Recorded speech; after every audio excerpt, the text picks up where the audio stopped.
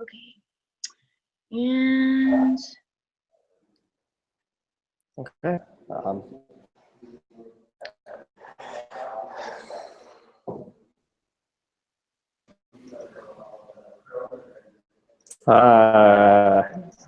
Hi, good morning, everyone.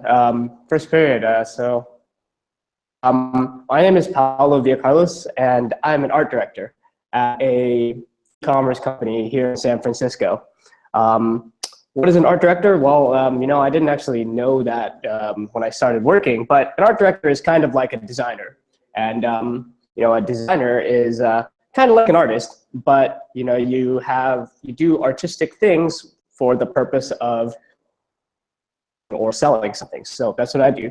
But unlike a regular designer, I'm in charge of managing other designers, and I mentioned that I live and work here in downtown San Francisco.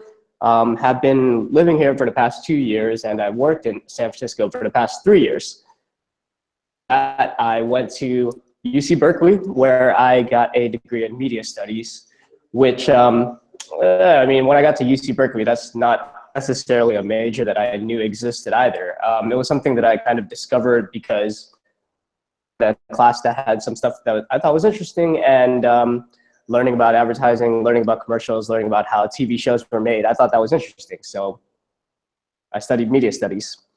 So I'm gonna do a quick, I think it might be a little bit easier, I'm supposed to describe my profession, talk about what are my typical duties, and to just show you guys. So if you don't mind, I'm just gonna, and hopefully the connection doesn't lag.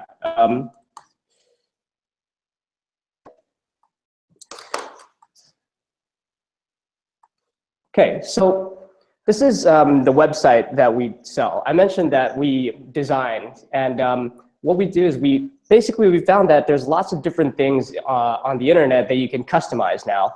You can print t-shirts, you can print mugs, you can print leggings, all sorts of stuff. We do jewelry and pillow covers, all sorts of things for the home. And this is one aspect of design. We make the products that people can buy. What you see, from the little details in the baseballs to the way that the words are set, all of that, there is a decision that has to be made as to how these things look. And myself and my team are the ones who are in charge of making these decisions. But also you think about just like the construction of the website, the way that different things look. That part is also designed, because without this, it would just be kind of this bare bone skeleton. So the decision to recently viewed be this big all caps font, nice and thick, whereas this text here is nice and slim. That is also part of my job. If we don't do that, then everyone would just be using Times New Roman, and it would, I don't know if it would look that great on a website. And so kind of touching on that, what I'm talking about, I guess, are two different sides of design that I get to touch in my job, which is the graphic design, which is what you actually see on these on the fronts of these shirts. Making the words look nice. That's all graphic design. But thinking about how someone would actually interact with some of these products, imagine that you're on your cell phone and you're clicking around. In fact, I could even show you what that looks like. Let's see. So here. I'm on an iPhone 6. This is how our website looks on an iPhone 6. I want to buy this Dachshund shirt, and maybe I want to get it in navy blue. Maybe I want to get it in black. Like the way that everyone selects this stuff, this isn't all arbitrary. And this is the kind of the design that I get really excited about, is trying to think about the people who are going to be engaging with our products and making it as good of an experience for them as possible. Just the design side of things. In addition, we also have to get, a bubble, and so we have to get people to buy our stuff. And the way we do that is through Facebook. So, we buy sponsored ads. So you'll see them in your newsfeed, and it's usually something like this. It's got a picture of what we want. In this case, we're selling a fleece blanket. You can see it's got these little dogs on them with the paw prints, this mock-up of the blanket folded up, a close-up so you know how it looks. Well, you know, the reality is that this is actually, I mean, this is all fake. Like I made this all on my computer, and it doesn't become real until someone goes to our website and buys it, and we'll make it for them on demand. Something that's kind of a cool new thing that's developed in like a career in design is this easier to imagine something and make it a reality. Whereas I think, you know, in the past, even 20 years ago, this wouldn't have been possible. And so that's kind of the space in trading in. One of my designers who actually works in the Philippines was responsible for making this design. You know, we worked together to make sure that it looks cute enough that people would want to buy it, and this actually ended up being one of our top sellers recently.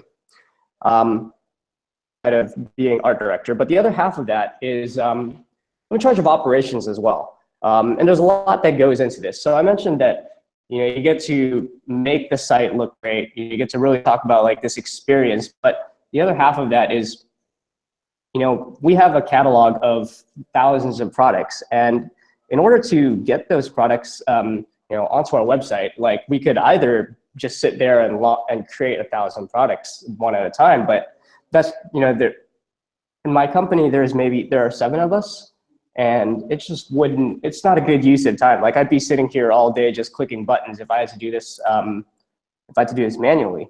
So instead, we've worked with our engineers to create a system that allows us to make hundreds of these a day.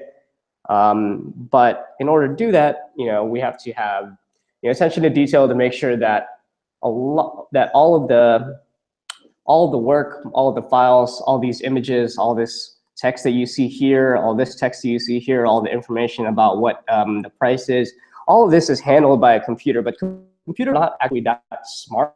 You know, you might hear people talk about AI, and so there's a lot of work as, you know, as an operations person to make sure that, you know, everything is where it needs to be. Part of my job is making sure that I guess my team is doing what they're supposed to be doing when they're supposed to be doing it. And that's kind of I thought I would see myself actually going. And that's, I think that's because I think I might get into just like a little bit later, but yeah, you know, I guess all that's to say is being an art director, there's a lot of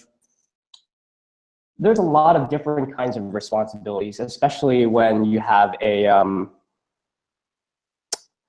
small team. You know, you kind of have to jump in wherever you're needed, as opposed to having a very clear-cut job. And I think that's maybe the takeaway that I want you to have, that goes beyond just being a designer or being an art director, but specifically working in the tech startup space.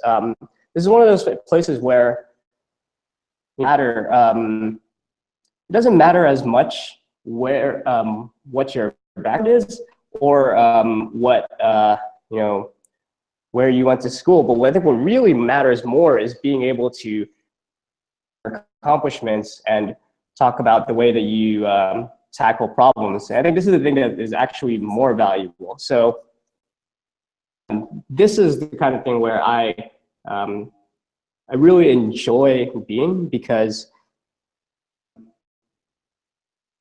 I like the challenge, I guess. So I'm gonna stop sharing my screen and just kind of get back to chatting with you guys. So let's just look at the stuff that I was working on my website. I can make that link available to Maria, and she can share with you guys if you want to see more, some of the stuff that is available for purchase. We got a whole bunch of things. We have cute animals. We have like, you know, skulls and bones and like sports related things. Basically anything for anyone is kind of how we go about our business. And I think that's maybe like the last thing about being an art director that I didn't really talk about, which is there's a lot of strategy as well.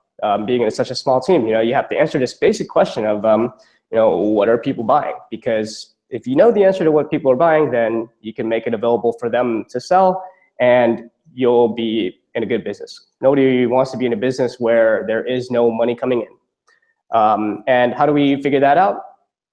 Through a lot of numbers, actually, looking at a lot of spreadsheets. It's very not that exciting, but you know what? Numbers have a great story to tell if you know how to spot the trends in them. Hey, I'm gonna continue along with some of the notes that I've prepared. Describe my life, right? Describe my life when I was 18 years old. Well, when I was 18, not that ago.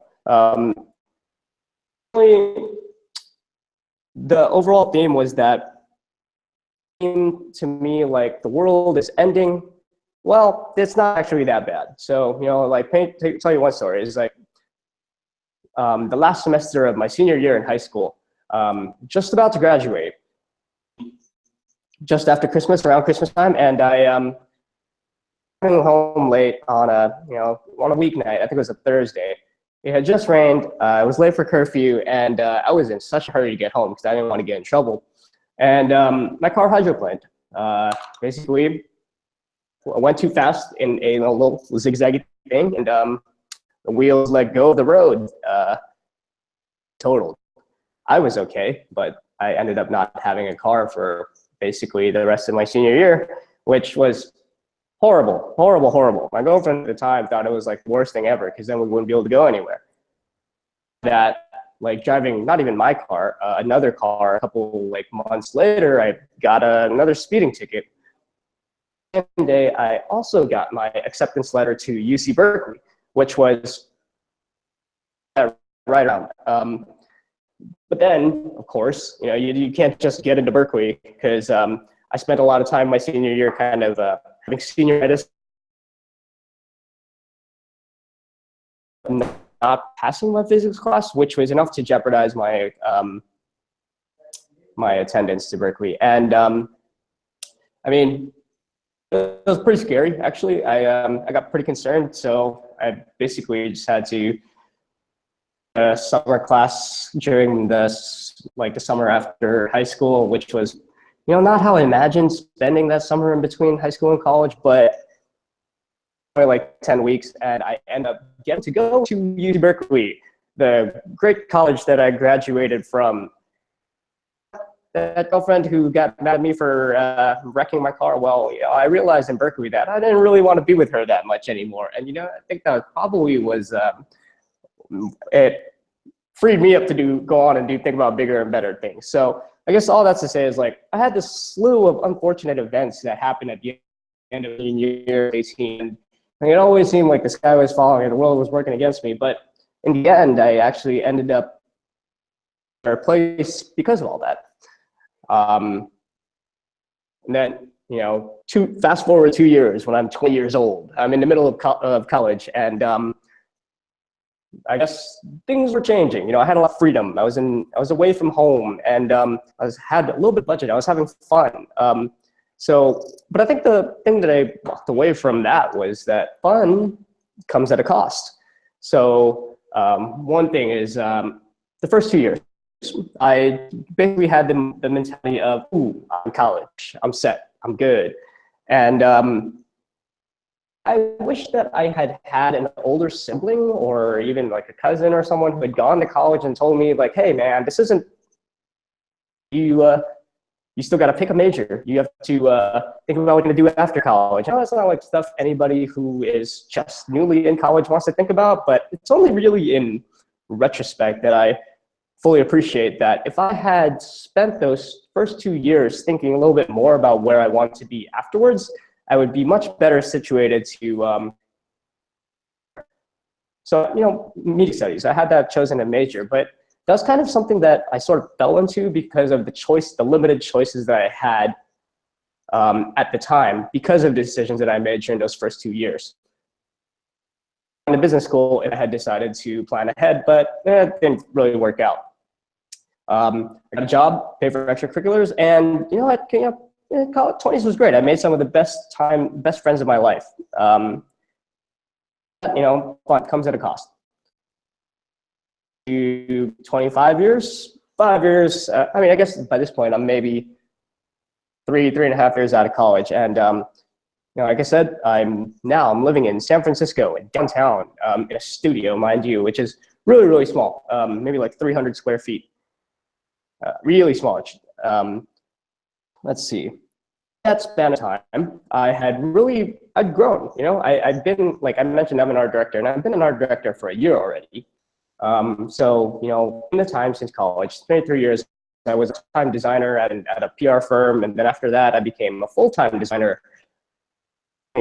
Contract, get to pick and choose different kinds of but I found this company that has hired me, Fanrock, and they brought me on as full-time, and I've just basically kind of grown my responsibility and career as the company has grown. I think when we first started, we were just like 3 guys selling t-shirts, and now we're 7 people selling a lot more than t-shirts. So yeah, then one thing is focusing on work is great. I feel very motivated by it. And it's cool because I'm working towards like, kind of bigger rewards than the kind of short-term fun that I had with my friends in college. Now I get to save up like a meaningful amount of money and actually go traveling. Really fun. I recently just went to Barcelona and Amsterdam. So Spain and the Netherlands last month. And that was fun. I'd never been to either. Very different than what life here in the States is like. And, I got to tell you guys, if you ever have a chance to travel outside the country for something a little bit more enriching than just following your parents along for a vacation, I would highly recommend it. Out of that is now with a focus on my career, I lose a lot less time for friends. You're never going to be in a time where you're so close and so surrounded by all your friends as you are now. I think that's okay. Your friend circle grows and shrinks, and the ones who are really important will stay there. So I think like overall, like I think I've been thinking a lot more about kind of focuses in my life, and focusing on my health and my wealth, and gaining more knowledge. I think those are most important to me now. I think things that are going to really benefit me 5 years, 10 years down the road. Segue into how my life has been. So, art director. Did I ever know that I was always going to be in this position? Well, absolutely not. Just like my major, this was a job that when I was in high school, I had no. I just connected to me that outside of being like a professional artist who sells work in a gallery, that there was any other way to apply that life skill. I think it was in college or something. I saw that TV show Mad Men about the guys who are in advertising, and I liked that. I liked that they got to be creative. I started learning a little bit more about advertising agencies, and in the process, I learned about how lots of companies have in-house agencies as well. You could work for a company that has lots of different clients, and you get to do a whole bunch of different design problems every day.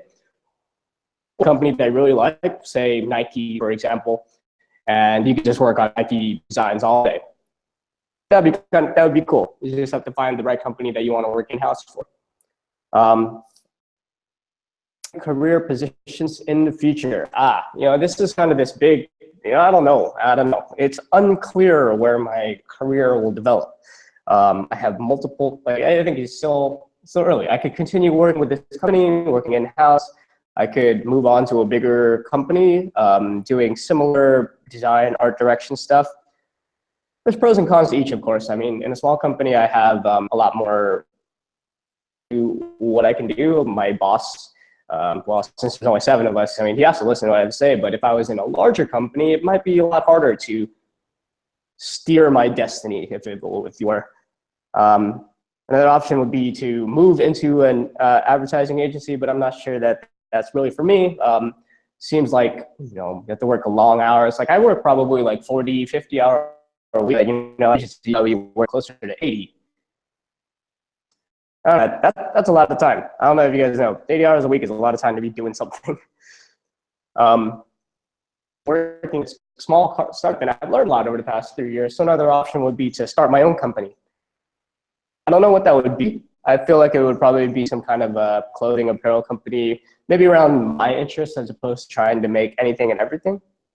So that could be something. And of course, just design. I do like design. That was kind of the start of my career. And if I were able to just get paid to make things look better, nice, that might be worth it too, as long as the pay was high. That's kind of a little segue. I think this is something that, salaries are not something that people talk about a lot, but I think it's very important, especially when you're trying to consider your options, because like, I think one of the things was when I first heard about being designers or being like an artist, you have this idea of someone who doesn't make a lot of money or, is kind of a starving artist. And that's just like, that's not true. I think maybe at the start it might be tough, but I think that's going to be the way it is most career routes that you take. Highly technical skills like being an engineer or something like that, you definitely get a higher starting point, but a lot of entry-level jobs, including design, start around the same place. And for example, like internships, when I was in college, I did internships that were related to advertising. Pay rate would range from $10 at the low end to $18 on the high end per hour.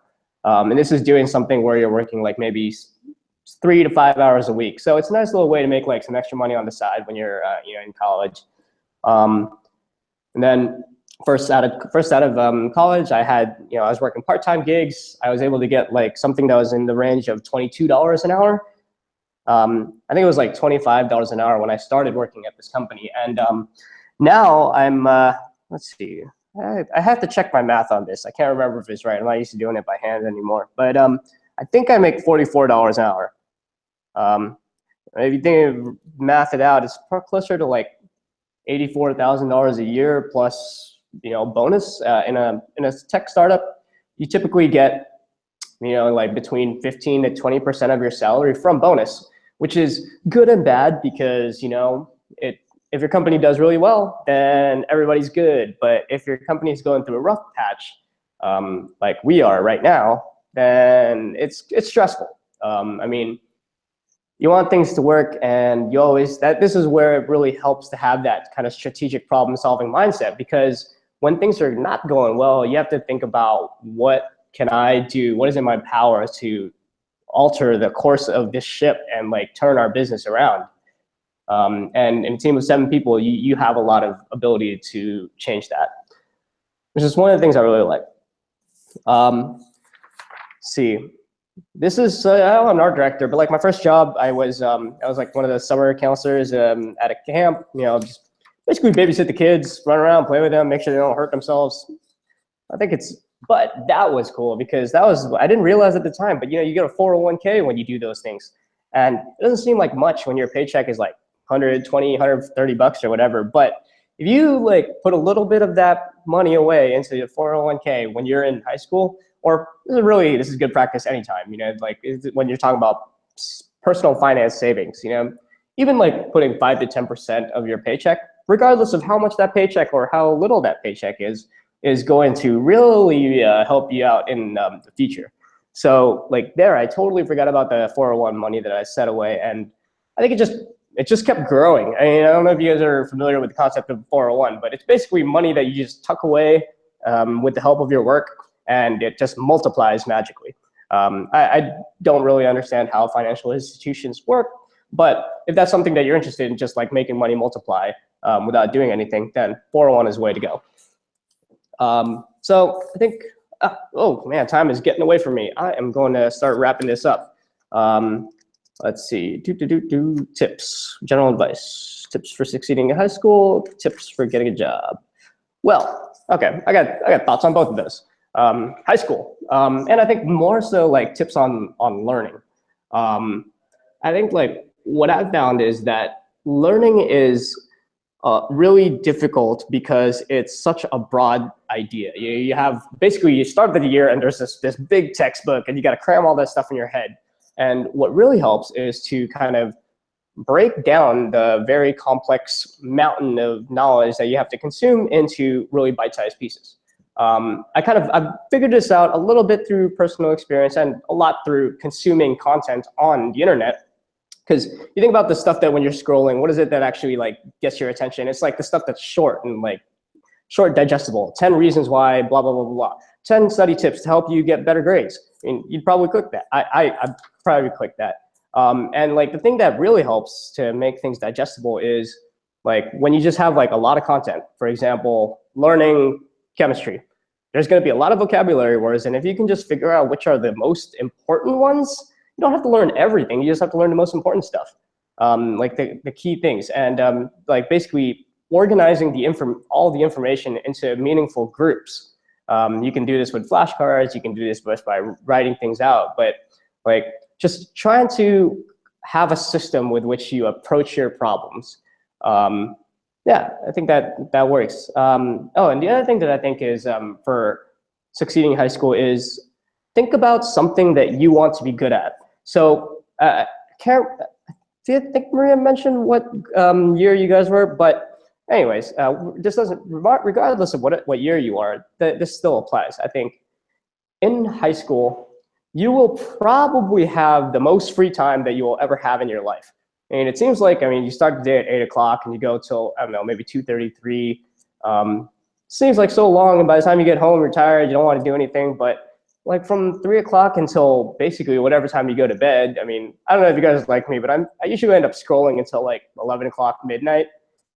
A lot of free time to do things.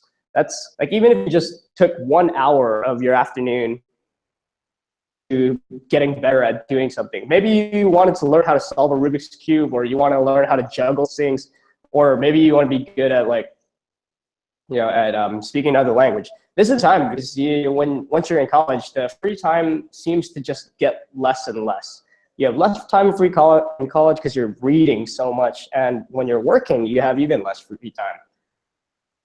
So I think like if I could go back, I definitely would have like something. I would have wanted to get good at parkour.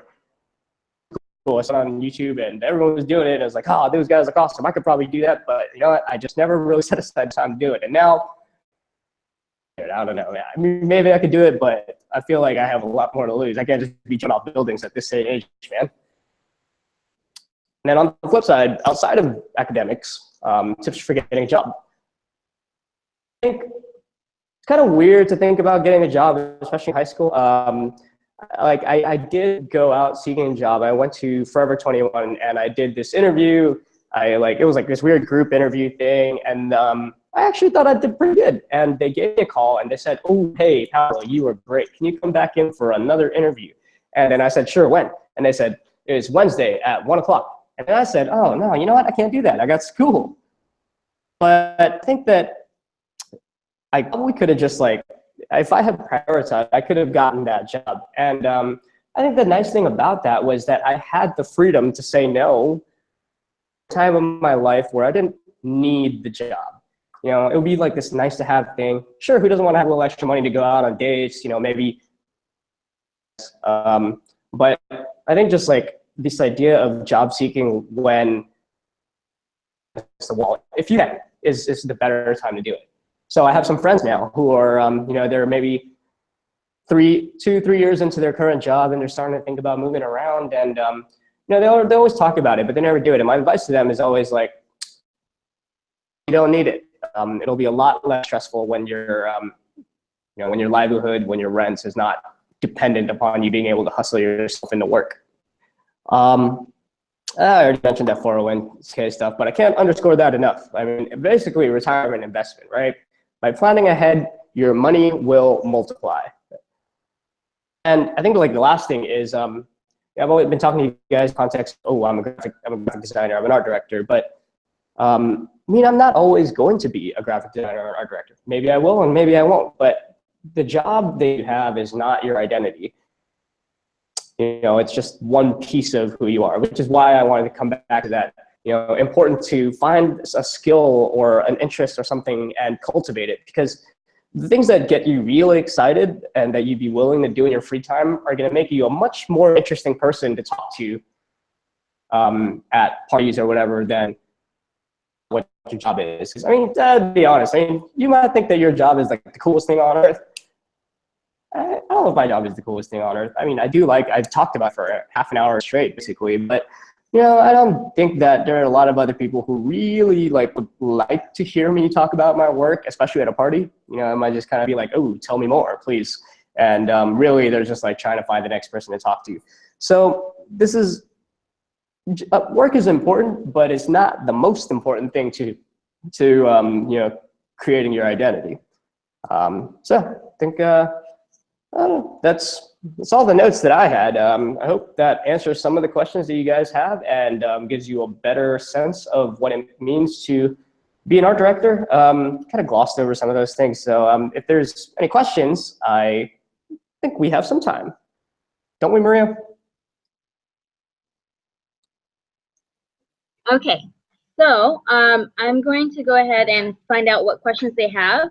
But in the meantime, would you mind also showing them around your office? Because of course. They can't really see what's going on. Yeah, of course. Sure. You know what? Let's do this.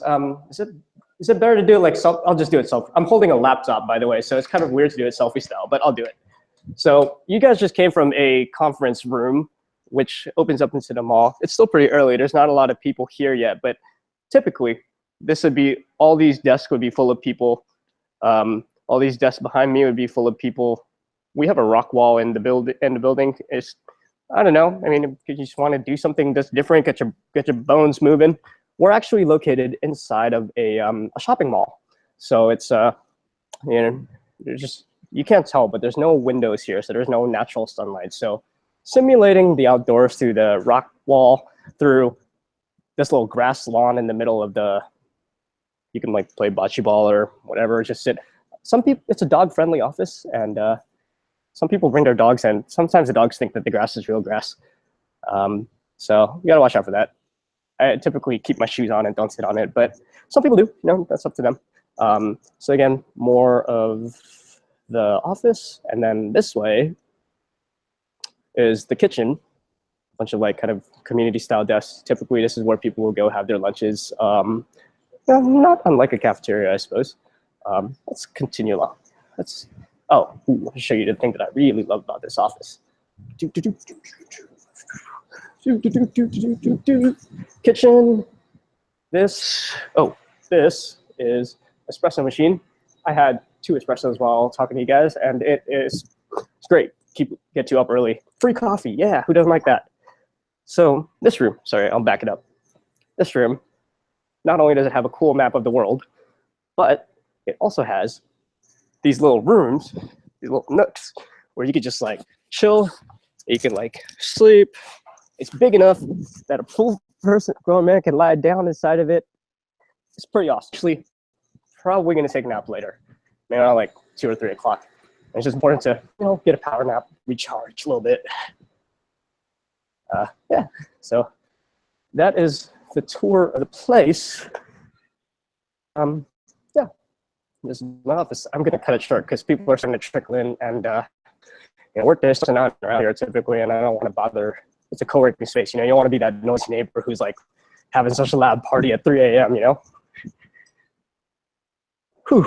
All right, so I'm just gonna go back to the conference room that I've got. Let's start taking some questions.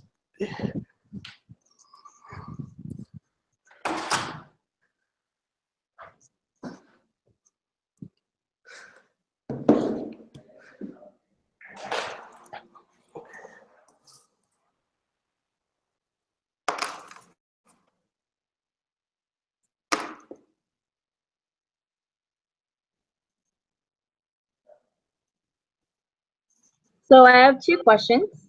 The first question is, how many designs have you worked on this week or last week? And I'm sorry, can you only tell me your audio cut out? Hello, can you hear me now? Sort of, yeah, try it again. Can you hear me? Yes. Okay, so the first question is, how many designs did you work on last week? Okay, yeah, I can answer. And the other one is, did you ever consider being an art major?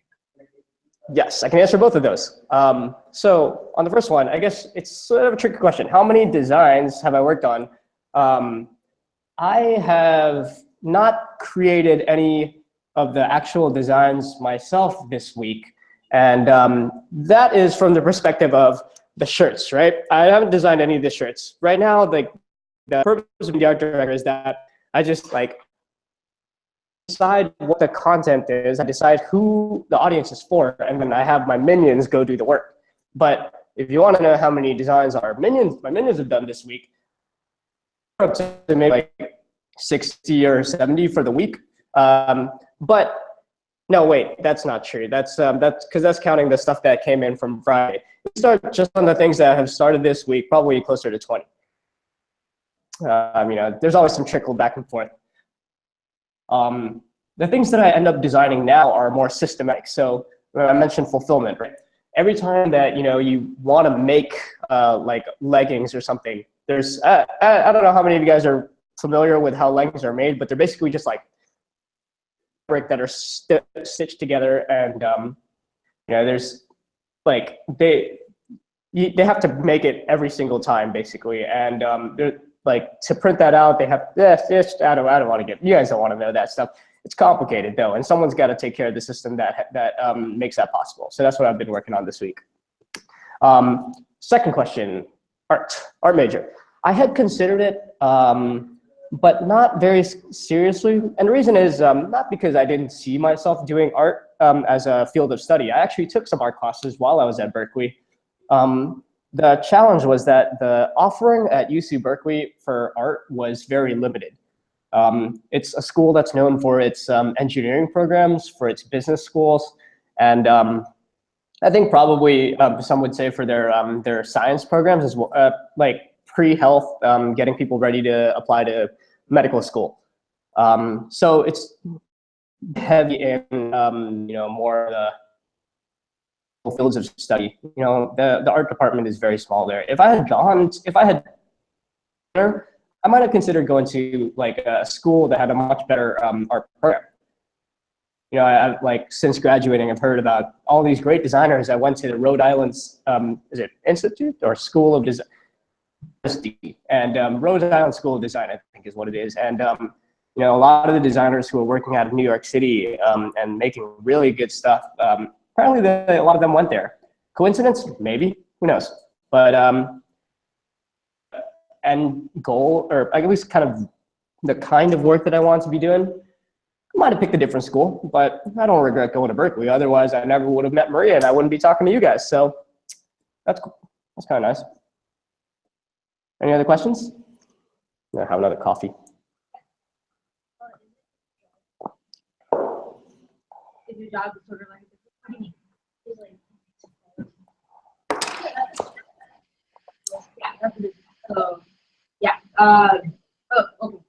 Okay. Yeah, that's okay, cool. And do you have anything else? Like,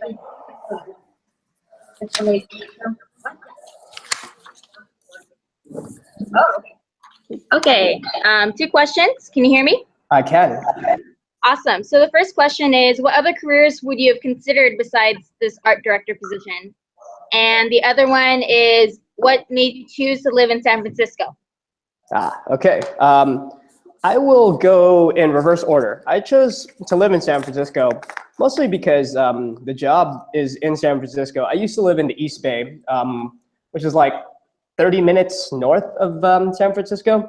I hated the commute. I had to get up at basically 6 a.m. just to get a parking spot at the BART station to get to work an hour before my boss even wakes up, just because I had no other choice. Because if otherwise, I wouldn't be able to get to work.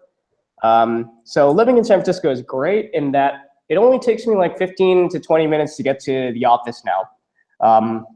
It's more expensive, but this is where the work is. I've gone back and forth, with my fiance about whether or not we like living in San Francisco or if it's just convenient, and that is definitely subject to change. The second thing in reverse order is, if I wasn't an art director, is there something else that I would like to be? That's how I interpret the question, right? And my answer to that is, I really like video as kind of this as a medium of communication. So if it wasn't actually like being an art director and just like telling, kind of coming up with a vision and having people execute on it, I think it would be kind of nice to, make videos. I've got a GoPro and I've recently started flying a drone around and I'm getting just like all these amazing shots. And I think that's fine and it's nice, it's very visually appealing and stuff. But now like I'm also realizing that just video is just a really interesting way of telling a story. I mean, even this, like I've been staring at you guys and you guys have been staring at me, and it's just like it makes this like way better than like reading about someone who's an art director or something like that. It's just like it really gives you this opportunity to connect with people in a way that I think I don't really get when I'm designing designing t-shirts or designing like a website. There's just like that. It's just like one extra degree of separation. Whereas like video, because I think it's the visuals, it's the audio, it's the fact that like you're both traveling through the video experience along this trajectory of time that kind of like binds you guys together. And it's just like this. I would like to make videos, I guess, but it's so time consuming. Like so I guess that's the other thing. If I was just to completely switch the question, I think it might have been kind of interesting to be a lawyer or even to go to business school. I wish that I had thought about it enough to decide that, oh, I want to go to business school and like find out what that's all about.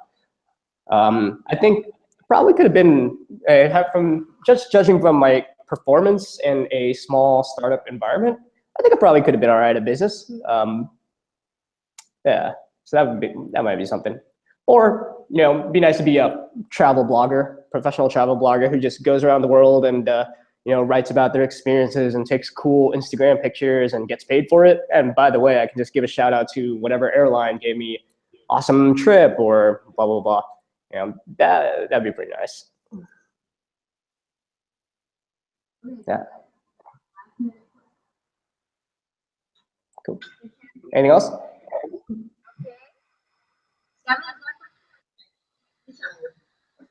Oh, wait.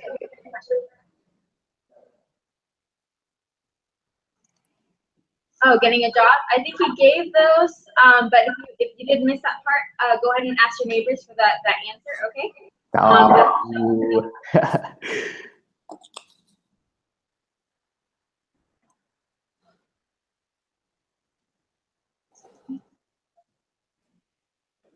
Oh, okay. So this is the last one. So if you had known about the major you wanted to do before college, would you have gone to a college that would have been specific for that major? Yeah, I think generally. So what basically what you're asking is like, given the right information, would I have done things differently? And I think the answer is very likely yes. And I think the reason, the background to give you guys there is that, when I applied to college, it was one of those things that my mom was always telling me to do. Do your college applications. Remember your deadlines. Blah blah blah blah. And it was always just like this nuisance. It was like, okay, fine, mom, I'll do it. Blah blah blah. And I think I never invested in like this is the place where I was going to spend the next 4 years of my life. And for that amount of gravity, like I just did not think about it enough. Like I applied to UC Berkeley because it was like a name brand school. I'd heard of it and stuff. And it turned out great. Like I'm definitely not discounting that, but you get all of these, like there's just so many colleges out there, and I don't know. I didn't think about what I was hoping to get out of it, and so I didn't go to find out which colleges could give me that experience that I actually wanted. So like, if I had decided, like if I had known that thinking about art as a major or thinking about even design as a career was a possibility, like hell yeah, I would have like looked into design schools or art schools. Like, ignorance is not bliss. Like you want to make the most informed decision as possible when you're trying to decide which college you want to go to, because that decision, which you don't appreciate it at the time that you're like a senior in high school, but that decision is going to alter the course of your life, and because of the opportunities that it exposes you to. So definitely wish that I had done more research into colleges before time forced my hand and I had no other choice. Luckily, I ended up with a good choice, but. Okay, Paulo, like we have just enough time for them to thank you. And so thank you so much for being here. So everybody, 1, 2, 3. Oh my God, you guys are too loud. Okay, well, thank you, and you have a good rest of your workday. All right, you too. Bye.